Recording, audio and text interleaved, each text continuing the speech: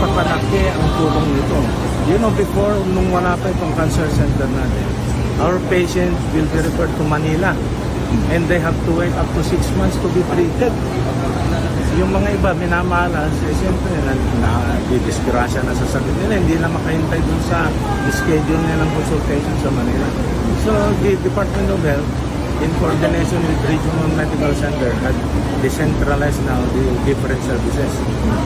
Hindi lang cancer center, may eye center tayo, may derma center tayo, na kung saan, kagaya nitong cancer center natin, the equipments here are also available doon sa Manila. Kaya you don't have to go to Manila to be treated. Since the soft opening natin, nung nag-umpisa tayo dito, pagkatapos ng pandemic, we had already catered 59,000 plus patients. And daily, we cater consultation and treatment for 80 patients.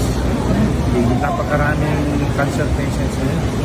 Kaya itong Cancer Institute natin is not only for treatment but for research. We do research kung saan makatulong tayo kung ano ang mga factors na nakaka-cause ng cancer para matulungan natin ang ating mga kababayan na at least prevent or mitigate the disease of cancer. Actually, yung linear accelerator natin dito, state of the art, yan yung sa radiation therapy.